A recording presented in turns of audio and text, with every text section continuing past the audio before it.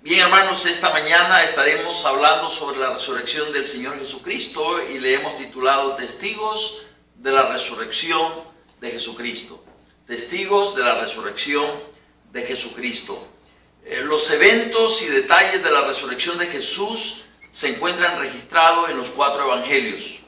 Aquí encontramos la importancia del porqué de estos 4 testigos, escritos que resaltan la importancia de este evento sin precedente conocido como la resurrección de Jesucristo. Es decir, tenemos este testimonio de los 4 evangelios: Mateo, Marcos, Lucas y Juan. 4 puntos de vista distintos. A veces cuando uno lee el evangelio de Mateo, de Lucas y de Juan y se encuentra con que los eventos están repetidos, ¿verdad? Diferentes eventos, los milagros de Jesús, por ejemplo, fueron vistos, considere esto, fueron vistos por 4 testigos desde 4 ángulos distintos. Y eso en vez de ser criticado y en vez de decir por qué razón esto se repite, es que debíamos de decir qué bueno que hubieron 4 testigos que vieron el mismo evento desde 4 ángulos diferentes, y eso es enriquecedor. Así que esta mañana yo quisiera hablar de algunos testigos de la resurrección de nuestro Señor Jesucristo. No vamos a entrar en detalles de la resurrección, pues los 4 evangelios los marcan. Tenemos, por ejemplo, en Mateo lo describe en el capítulo 28 del 1 al 20, Marcos en el 16 del 1 al 19, Lucas en el capítulo 24 del 1 al 53 y Juan capítulo 20 del 1 al 25. Ahí están registrados y usted vaya, léalos. Y los primeros capítulos del libro de Hechos de los Apóstoles también habla de la resurrección de nuestro Señor. Pero en primer lugar yo quiero decir, hermanos, que el hecho que Jesús mismo predijera que se levantaría de entre los muertos es un testigo. Es decir, Jesucristo, antes de que esto sucediera, lo había dicho. Él lo proclamó, lo dijo, lo enseñó a sus discípulos, que era necesario que Él padeciera y que luego se levantaría de entre los muertos. Vaya conmigo a Mateo capítulo 16, verso 21.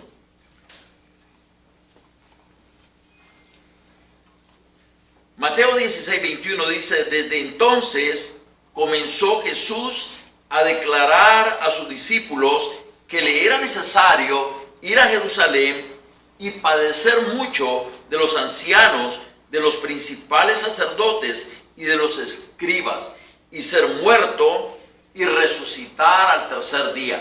Fíjense, es interesante, pero Jesús les describió exactamente lo que iba a acontecer. Cómo iba a ser arrestado, cómo era necesario que sufriera y cómo era también necesario morir. Por eso, cuando pensamos en Jesús muriendo, no podemos pensar en el pobre Jesús que está sufriendo en manos de los romanos sin poder hacer nada, absolutamente nada. No, Él tenía el poder de hacer todo lo que Él hubiera querido hacer. Él dijo en una ocasión que Él podía llamar a los ángeles que vinieran a rescatarlo, y lo iban a hacer. Él podía haber hecho cualquier tipo de milagro. Él pudo haber provocado ceguera en todos los que estaban ahí, por ejemplo. Él pudo haber dejado, así como enderezó el brazo de aquel muchacho, Él pudo haber hecho que se les quedara tieso a todos el brazo si hubieran querido. Él pudo haber hecho lo que Él hubiera querido. Sin embargo, era necesario que el Hijo de Dios pasara por este proceso. Tal vez esto valdría la pena que nos preguntáramos: si Jesús pasó por este proceso de la muerte y de la resurrección y sufrió hasta la muerte, ¿por qué nosotros no habríamos de sufrir? ¿Se ha preguntado usted que se pregunta a la hora de los problemas: ay Señor, pero ¿por qué a mí? ¿Pero por qué yo? ¿Pero por qué tengo yo que pasar por esto? ¿Por qué no? Sería la pregunta. ¿Por qué no habría yo de pasar por esto? Si el Señor pasó por todo esto. El Señor sufrió. El Señor murió. ¿Por qué no he de morir yo? ¿Qué estrellita tengo para yo no morir? Ahora que estamos en esta pandemia, todo el mundo asustado y está muriendo este por acá, este por allá. Todo el mundo está muriendo. Pero nosotros tenemos la garantía de la salvación de nuestras almas. No hay por qué temer. El Hijo de Dios debe vivir confiado. El Hijo de Dios debe estar recostado en la voluntad de Dios, diciendo, Señor, yo sé que esto va a ocurrir un día. Y bueno, cuando ocurra, es porque está dentro de tu voluntad. Está dentro de tu voluntad, yo la acepto. Recordemos, Jesucristo mismo oró al Padre, Padre, si es posible, pasa de mí esta copa. Si es posible. Es decir, eso me enseña que como hijo tengo todo el derecho de expresarle al Señor mi deseo. El deseo de Jesús no era morir. Él está expresando su voluntad. Mi voluntad, mi deseo no es pasar por la muerte. Es no pasar por la muerte. Pero si es tu voluntad, yo la acepto sin ningún problema. Y allí es donde debemos los hijos de Dios a recostarnos y decir, Señor, yo vivo confiado en ti. Claro, nadie va a andar buscando la muerte, ni nos piden que usemos máscara, pues usamos máscara, nos piden que nos lavemos las manos, nos lavamos las manos, que guardemos el distanciamiento social, está bien, hay que hacerlo. No vamos a actuar imprudentemente, pero al final, usted debe estar en paz con Dios. Yo creo que cuando las personas viven atemorizadas de la muerte, y he conocido pastores, amigos míos, que cuando se les menciona la muerte, tocan madera, dice. Bueno, nunca entendí eso de tocar madera, ¿verdad? Pero toco madera. Que la boca se te quede como no sé qué cosa, me dijo una vez uno. Y le digo, pero me está sorprendiendo, me está asustando con ese temor que tienes de la muerte. De veras, ya hablando serio, me preocupa que tengas temor de la muerte. Porque una de las características de un buen cristiano, de alguien que ha creído en Jesucristo y que lo ha recibido como Señor y Salvador personal, es la seguridad de su salvación, hermanos. ¿Puede decir amén a eso? Usted está seguro de su salvación. La muerte, mire, el apóstol Pablo le llama el aguijón de la muerte, es el pecado.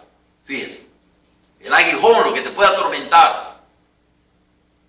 El aguijón de la muerte. Fíjese. Pero con la resurrección de Jesucristo, ese aguijón quedó anulado, quedó cancelado, porque Satanás te chantajea a través de la muerte. Te vas a morir, y ahí andas todo asustado. Te quita la paz, te roba la paz. Y el Señor nos llamó a paz nos llamó el Señor. Nos llama a paz y nos llama a libertad, hermanos. El cristiano debe vivir libre de todos esos temores.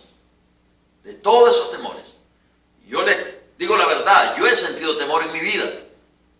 Y ustedes como congregación, y nos conocemos de muchos años, les he contado en algunas ocasiones mis propios temores. En algún momento sentí temor a la oscuridad, en algún momento sentí temor como fobia para estar encerrado en algún lugar, y todo eso en algún momento lo traje a los pies de Cristo. Y eso se fue, se ha ido. Porque yo entendí que esa es una esclavitud. Y Cristo nos llama a libertad. Nos llama a una libertad. El Hijo de Dios tiene que vivir en libertad. Liberado de toda opresión. Así que, hermanos, Jesucristo se lo había dicho a sus discípulos que era necesario. Pero ¿saben qué? Ellos no prestaron atención. Ellos no prestaron atención. Ni siquiera a que era necesario que el Hijo de Dios muriera. Y Pedro inmediatamente reaccionó y le dijo, Señor, mira, ahorita mismo en Jerusalén te estaban buscando para matarte y apedrearte, y tú quieres que regresara ahí. Señor, no permitas que eso acontezca. ¿Y qué le dijo el Señor? Aléjate de mí, Satanás, porque me eres estorbo. Fíjese, Jesús sabía cuál era el plan de Dios para su vida. ¿Conoce usted el plan de Dios para su vida? Jesús sabía cuál era el plan de Dios. Sabía que Él había venido con un propósito. ¿Conoce usted el propósito de Dios para su vida? ¿Está listo ya usted? Y usted puede decir como el apóstol Pablo, que quisiera estar con el Señor, lo cual es muchísimo mejor, dice. Hermano, son estos, y yo lo estoy retando en este momento. Lo quiero retar a vivir lo que predicamos y lo que enseñamos. Y lo que usted dice que cree de la palabra de Dios. ¿Cree usted eso? Porque si lo cree, más vale que lo viva. Tenemos que vivir confiados. El apóstol San Pablo dice de que para él era muchísimo mejor estar con el Señor. Pablo ya estaba listo para irse con el Señor. Y no porque fuera un viejito que ya lo había vivido todo. No, porque él ya tenía una plena convicción de que estar con el Señor es mejor. Ya él había tenido una probadita porque él había subido al tercer cielo, una experiencia espiritual que él tuvo con el Señor. Y vio cosas que no le era permitido venirlas a contar. Pablo dice que vio y escuchó cosas que no le era lícito, no le era permitido venir a contarlas. Fue una experiencia entre él y Dios. Y Pablo, bueno, no le aprobaron quedarse allá y se tuvo que regresar por causa de la iglesia. Porque él sabía que tenía que predicar, él sabía que tenía que enseñar, él sabía que tenía que dejar un fundamento firme. Aunque eso implicara persecuciones, prisiones, a veces dado por muerto, en ocasiones tuvo que escapar porque lo querían matar. Eso implicaba quedarse aquí. Pablo dice, no es tan agradable la idea de quedarme aquí. Allá es muchísimo mejor. Pero nosotros vivimos con esa convicción de que quisiéramos estar con el Señor ya. En estos días vamos a hablar sobre la segunda venida de Cristo. Y eso es importante que recuperemos esa predicación, que ha sido bastante olvidada, bastante descuidada, por cierto. Desde entonces comenzó Jesús a declarar a sus discípulos y a decirle que era necesario que Él muriera, que el Mesías, que el Cristo muriera y resucitara al tercer día. Pero ellos no prestaron atención, hermanos, a ese detalle de la resurrección. Analícelo. No encontramos. Y si usted lo encuentra, por favor, ayúdenme, porque yo no lo he encontrado. Hermano Raúl, hermano Nelas, hermano Juan, hermanos varones, mujeres que son estudiosas de la palabra de Dios, ayúdenme, porque yo no lo he podido encontrar. Pero estos hombres y estas mujeres no prestaron atención a lo que Jesús dijo. Jesús dijo que era necesario, porque Él iba a morir, iba a resucitar. Observe, no encontramos en nadie la actitud de decir, ya es el tercer día, vamos, porque Jesús hoy dijo que iba a resucitar y va a resucitar. ¿Lo encuentran? Yo no lo he encontrado. Encuentro hombres entristecidos, hombres que tienen pánico porque van a venir por ellos también, hombres que corren el peligro de ser muertos, mujeres con aromas dispuestas a ir a ponerle al muertecito, porque dicen que el muerto después del tercer día hiede.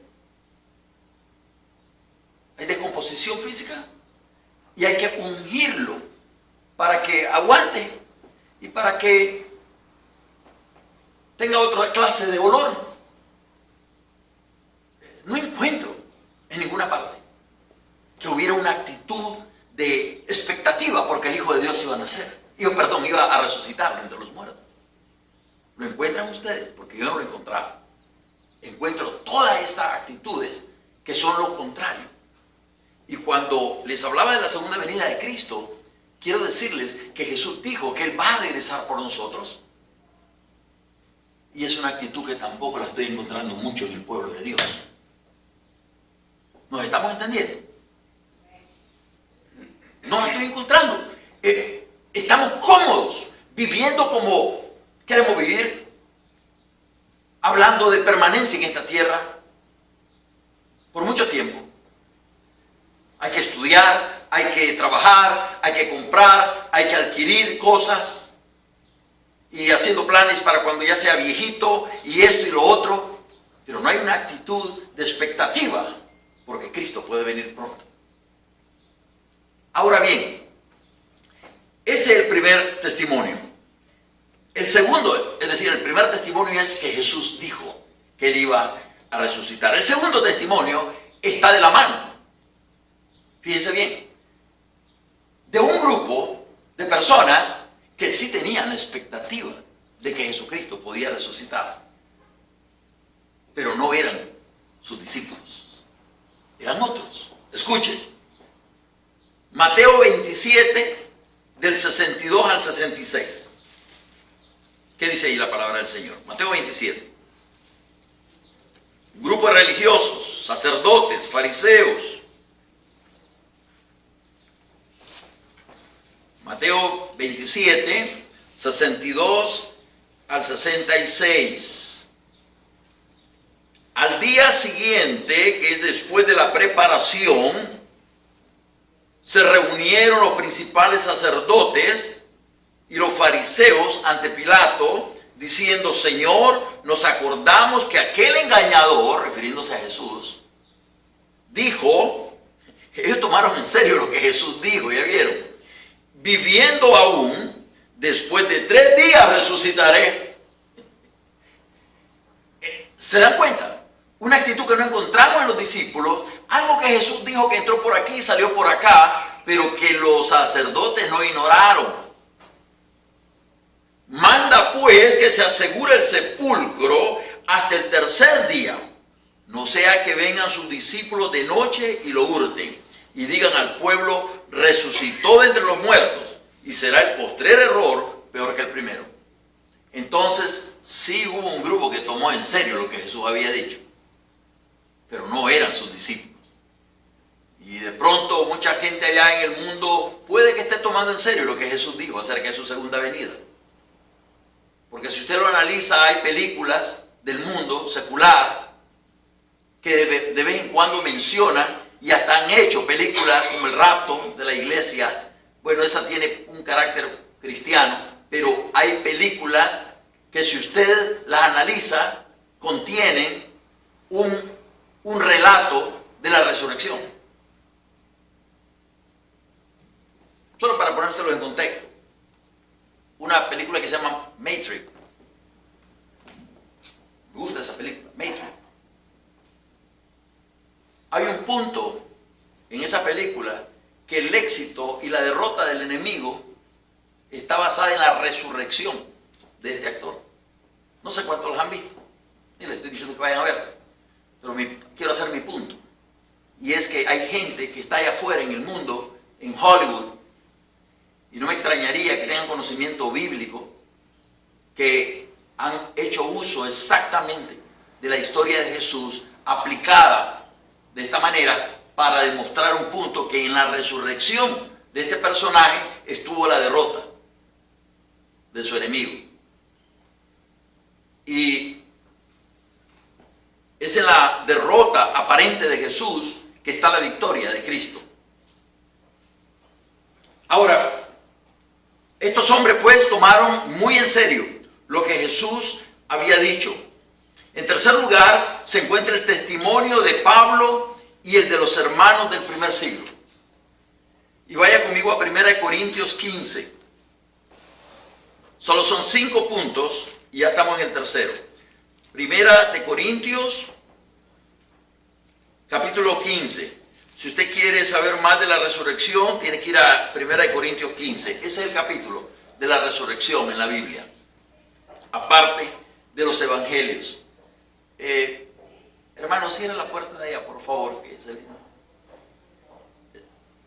Gracias, hermano Juan. La del salón social. En tercer lugar, hermano, el testimonio de Pablo y el de los hermanos del primer siglo. Aquí está 1 Corintios 15, del 3 en adelante. Dice: porque primeramente os he enseñado lo que asimismo recibí, que Cristo murió por nuestros pecados conforme a las Escrituras, y que fue sepultado y que resucitó al 3er día conforme a las Escrituras, y que apareció a Cefas y después a los 12. Después apareció a más de 500 hermanos a la vez, de los cuales muchos viven aún y otros ya duermen. Después apareció a Jacobo, después a todos los apóstoles, y al último de todos, como un abortivo me pareció a mí, porque yo soy el más pequeño de los apóstoles, que no soy digno de ser llamado apóstol, porque perseguí a la iglesia de Dios. Pero por la gracia de Dios soy lo que soy, y su gracia no ha sido en vano para conmigo. Antes he trabajado más que todos ellos, pero no yo, sino la gracia de Dios conmigo.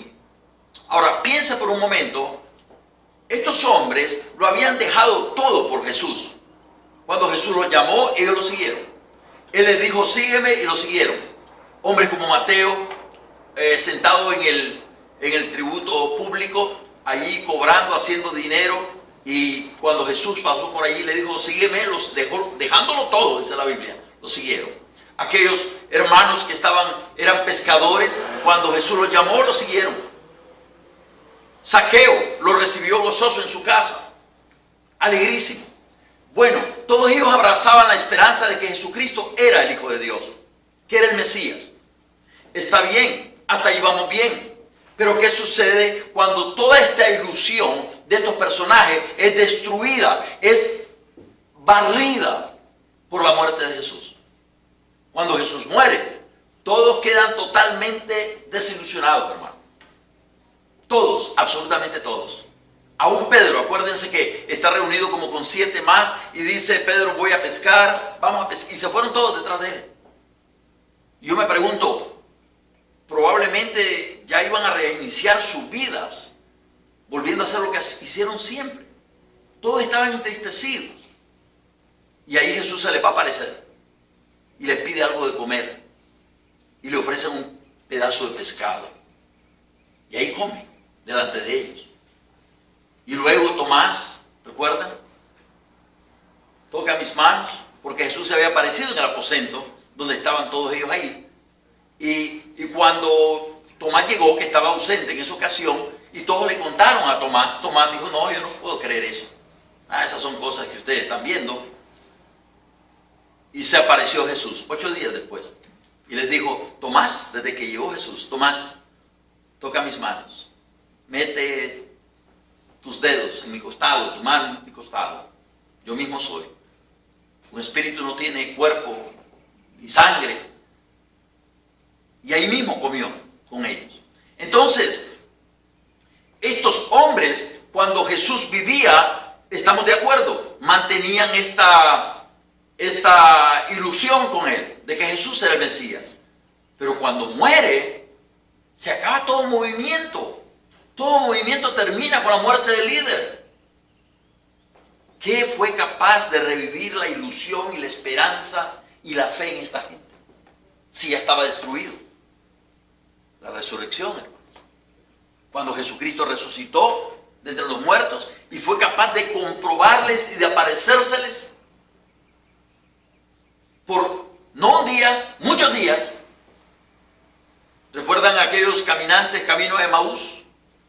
Allí iban, Jesús se fue con ellos, conversando con ellos, y no lo reconocieron, sino hasta que llegó a aquel lugar donde partiendo el pan y les dio de comer, ahí lo reconocieron. Y ahí desapareció de ellos, dice la palabra. Y a las mujeres, María Magdalena, que viene y cree que es el artesano, que es así se dice artesano, no creo que sea artesano, artesal, por ahí va. El hombre que cuidaba allí el cementerio, o el lugar donde Jesús estaba. Y allí le dice, mujer, ¿a quién buscas? A Jesús, y llorando las mujeres preocupadas, y la mujer le está hablando a Jesús sin darse cuenta que es Jesús. Y ahí se produce algo lindo. Jesús ya no le dijo mujer, le dijo María. La llamó por su nombre. Y cuando le dijo María, esta mujer reaccionó. Porque conocía esa voz. Qué lindo que Jesús nos puede llamar por nuestro nombre, ¿verdad? Qué bonito que te pueda decir Lupita. No Lupe, no. Con cariño, Lupita. Carlita. Juancito. Juanito. Para Juanito. Con cariño. el Señor, o de la forma como te llame. De pronto, cuando él estaba vivo, le decía Chuy, ¿verdad? Alguien. Le dijo Chuy. Y aquel reaccionó. Le llamó por su nombre. Qué lindo.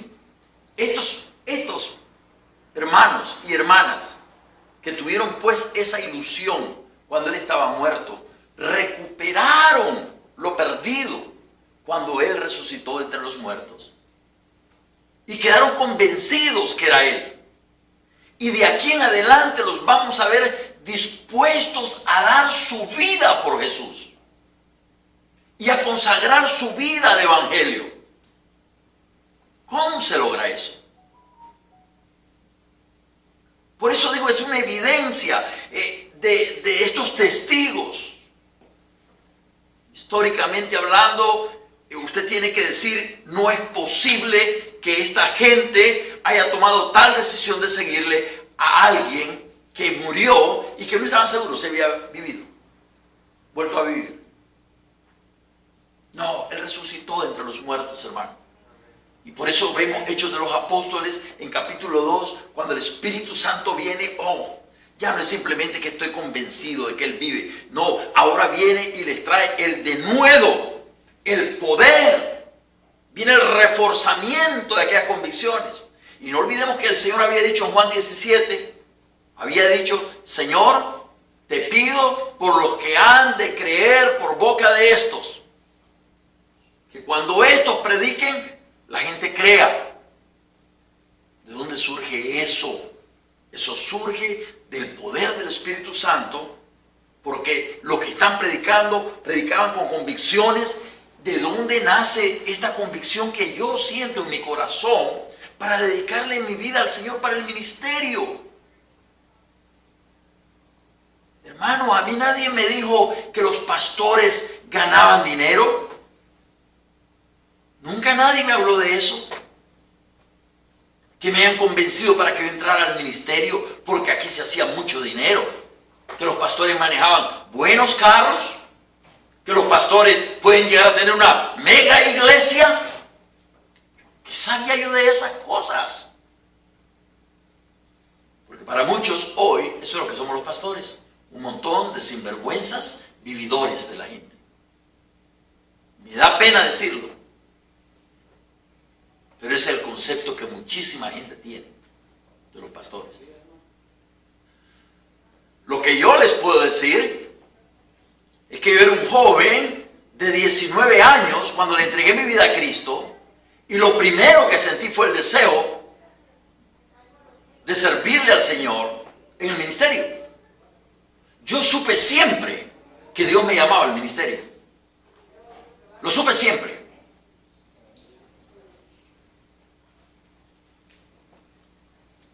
Buenos días, muchachos. Está bien, donde gusten. Siéntense donde gusten. Siempre lo supe que Dios me había llamado al ministerio. ¿De dónde nació esa convicción? ¿De dónde? Teniendo yo deseos personales, como yo quería ser un ingeniero, me miraba yo como un ingeniero, un arquitecto, algo así. Esos eran mis sueños personales. Quería ir a la universidad, quería estudiar, y de pronto aparece Cristo en mi vida. Yo no sé cómo se van todos esos deseos, pero vino un nuevo deseo. Yo quería prepararme para el ministerio. Y dejé la universidad y me metí al seminario teológico en Nicaragua. Seminario teológico bautista de Nicaragua.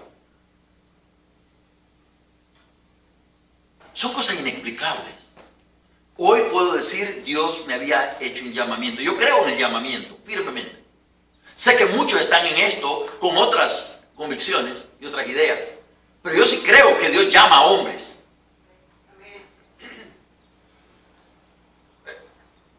Cuando Dios me llamó a empezar esta iglesia, yo ni siquiera estaba pensando en un centavo para mí. Es más, les voy a compartir algo. Yo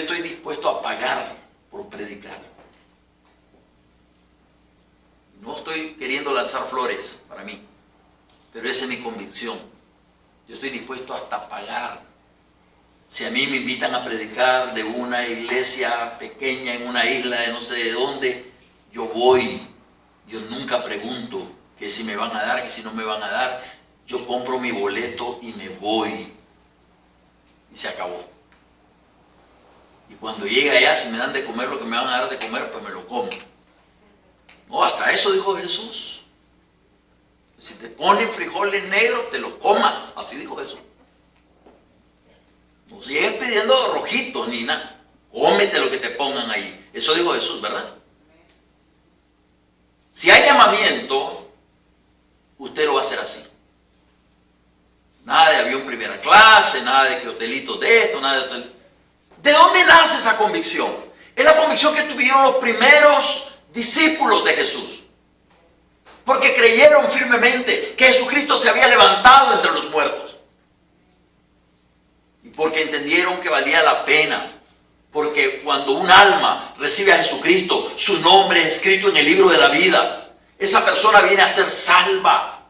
Ha pasado de muerte a vida, hermanos. Eso no tiene precio. Benditos los hombres que le sirvan a Jesús sin esperar nada a cambio. Sin esperar nada a cambio. Les voy a contar algo. Quisiera contarlo fuera de cámara, pero no.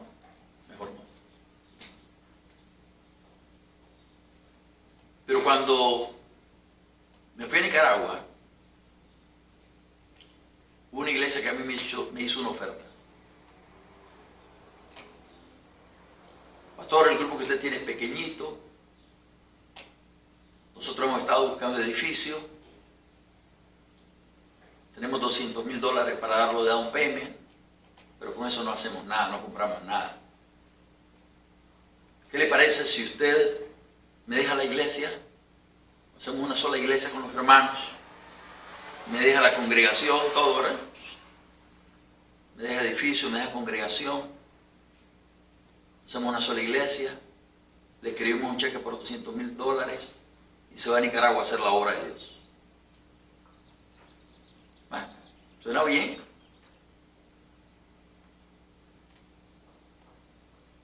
No, hermanito. No, hermanito. La obra de Dios no está de venta. Ni yo voy a tomar dinero de esa manera. Porque si algún pedacito de recompensa tengo en los cielos por los 25 años, 27 años que llevo sirviéndole al Señor. Y por agarrar $200,000 me lo van a quitar ahí arriba. No. No. Sigan ustedes predicando por allá y aquí Dios verá qué es lo que va a hacer con esta congregación. Pero así no vamos. Así no vamos. Y si algo hay para mí allá guardado, esperándome, yo lo quiero recibir. Aunque sé que al final no me va a quedar a mí, porque hay que entregarlo a los pies de Cristo. Así es, ¿verdad? Las coronas son entregadas a los pies de Cristo, según los ancianos en Apocalipsis. Pero ahí estará nuestro gozo. Ahí estará la alegría. Ahora yo les digo, ¿de dónde nacen esas convicciones? De la resurrección de Cristo, puesta con un sello del Espíritu Santo. Por eso podemos predicar con la convicción de saber que en este evangelio, el cual incluye predicar la resurrección de Cristo, porque sin resurrección de Jesucristo no hay evangelio, hermano. No hay evangelio. Quítale usted la resurrección al mensaje del evangelio y lo mató. Eso no es evangelio. Así que el testimonio de Pablo, de los hermanos del primer siglo y de nuestro el día de hoy. En cuarto lugar, el testimonio de los 4 evangelios. Ahí está, los 4 evangelios, que han sobrevivido al tiempo, a los miles de años. Es el testimonio de 4 evangelistas. Ahí están, intactos, como si nada. 2000 y algo de años ya. Y están ahí, intactos. Y nosotros predicamos. Y en quinto y último lugar, el simple testimonio de una vida transformada. Cada uno de ustedes, hermanos, es un testimonio vivo de la resurrección de nuestro Señor Jesucristo. Cada uno de ustedes. Cada uno de ustedes que siente esa convicción en su corazón que Cristo es real. No se trata de una que le venimos a lavar aquí el cerebro. ¿Cómo se dice eso en inglés? Brainwash, ¿así se dice? No se trata de eso. Se trata de una convicción que nació en el corazón. Una convicción que es el producto de un trabajo que el Espíritu Santo hace en nuestros corazones. Usted no lo va a creer. Y tal vez usted diga, estos niños no entienden mucho español. Usted dirá eso. Pero le diré algo. El Espíritu Santo tiene un trabajo. Y es conducirnos a toda verdad.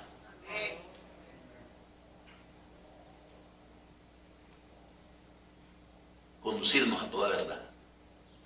Y ya que tengo esta mañana varios niños, que ya no son tan niños, se me están haciendo ya jovencitos, teenagers, les voy a contar algo. Dios quiere que ustedes aprendan el idioma de sus padres. Fíjense cómo le dije, no le dije que es bueno que lo hable o que lo entienda. Dije que Dios quiere que usted hable el idioma de sus padres. Y le voy a dar una razón bíblica. No preciso el texto, pero se la voy a dar.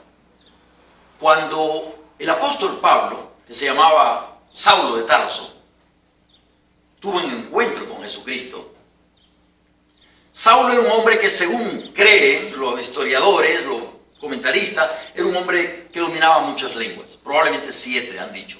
Yo he contado 3 o 4 en la Biblia nomás, pero algunos dicen que 7 idiomas. De seguro que hablaba griego, era el idioma del momento. Seguro que hablaba latín. De seguro que hablaba hebreo, era judío. Por lo menos 3 idiomas hablaba. Y cuando el Señor se le apareció, dice la Biblia que le habló en lengua hebrea.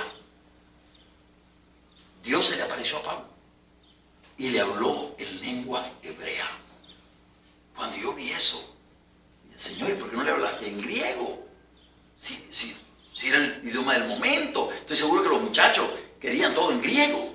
Querían identificarse con los griegos. Es lo mismo para nosotros hoy. Todo el mundo quiere identificarse con esta cultura americana. Nos sentimos orgullosos de decir, hablo inglés. Pero Dios le habló en lengua hebrea. Why? ¿Por qué? Porque Dios no se equivoca. Y en el caso nuestro somos hispanos. Y en el caso de aquellos judíos, él era judío. Y le habló en la lengua original de sus padres. Podía haberle hablado en griego. Yo tengo la mala costumbre de quererle hablar a mi hijo, a mi nieto en inglés. Y por eso están quedando sin hablar español. Pero yo digo, bueno, para mí, yo salgo ganando porque practico. Sí, pero ellos. Sí, pero ellos. No hay nada de qué avergonzarse, es todo lo contrario. Dios no se equivoca. Y nos hizo nacer en un país latinoamericano y tus padres están aquí por razones de la vida, que decidieron emigrar.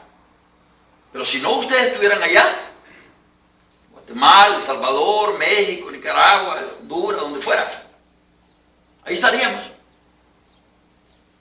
Me preguntó una vez mi hija pequeña, papá, y si usted no se hubiera ido a los Estados Unidos, ¿usted cree que yo andaría aquí vendiendo ahí en los buses, verdad?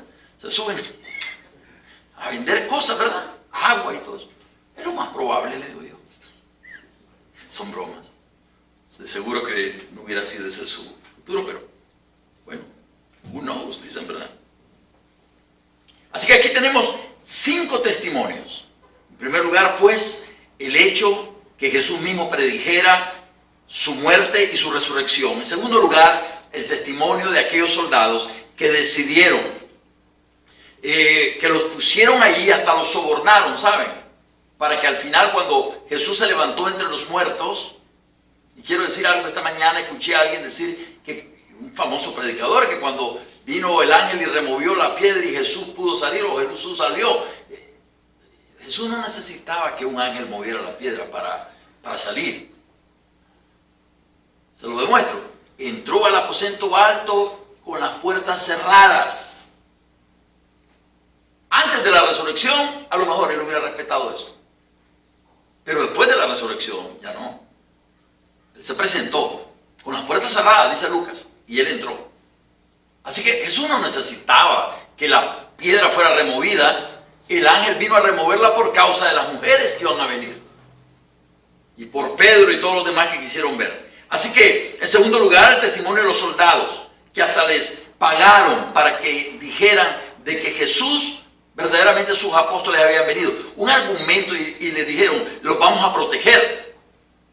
Fíjense, es un argumento que nadie lo cree. ¿Por qué? Aunque se hizo público entre los judíos, se hizo popular ese pensamiento. Pero ¿por qué les digo que no era correcto? Porque bajo la ley romana, si usted estaba cuidando a un soldado y el soldado escapaba, usted pagaba por el precio del soldado. Es decir, si la persona estaba condenada a muerte, usted iba a morir. Así que eso no era así nomás. Sin embargo, no le quedó otro remedio más que decir que habían venido los discípulos y se lo habían robado. En tercer lugar, el testimonio de Pablo y de todos los hermanos que han vivido después esa experiencia dentro de ese contexto del primer siglo. En cuarto lugar, el testimonio de los 4 evangelios. Y en quinto y último lugar, el testimonio de una vida transformada por Jesús. Jesús dijo, vosotros sois mis testigos. Vosotros sois mis testigos, dice Jehová, y mi siervo que yo escogí, para que me conozcáis y creáis y entendáis que yo mismo soy. Antes de mí no fue formado Dios, ni lo será después de mí, dice Isaías 43:10. Nosotros somos sus testigos. Si Dios te ha transformado, si Dios te ha cambiado, si Dios te ha hecho vivir una vez más, ya no estás en esa vieja vida, ahora estás en una nueva vida. Por su gracia, Él te ha cambiado, te ha transformado y ahora eres una nueva criatura. Amén. Que Dios me les bendiga esta mañana. Y si usted que nos está viendo allí por la pantalla no ha recibido a Jesucristo como su Salvador personal, yo quiero decirle que le servimos a un Cristo vivo. Yo quiero decirle que usted quizás esté como Jesús cuando estuvo en la tumba. Tal vez está muerto, pero hoy el Señor quiere levantarlo. Él tiene el poder para hacerlo. En una ocasión, la palabra del Señor nos enseña que porque Él vive, también nosotros viviremos. Cuando Jesús se levantó entre los muertos, Él venció la muerte. Usted quizás tenga que morir, yo quizás tenga que morir, pero estamos seguros que nuestra alma no quedará allí, sino que será levantada cuando al final el Señor Jesucristo venga y suene la trompeta, porque sonará la trompeta, dice la Biblia, los muertos en Cristo resucitarán primero. Y luego nosotros, dice Pablo, fíjense qué interesante que Pablo dice ahí, luego nosotros, o sea, él se sentía que iba a estar vivo cuando Cristo viniera. ¿Lo miras tú así? Así debíamos de ver las cosas. Cristo puede venir en cualquier momento. Así que usted tiene la oportunidad de entregarle su vida a Cristo. No lo olviden, Jesucristo sigue siendo la única esperanza.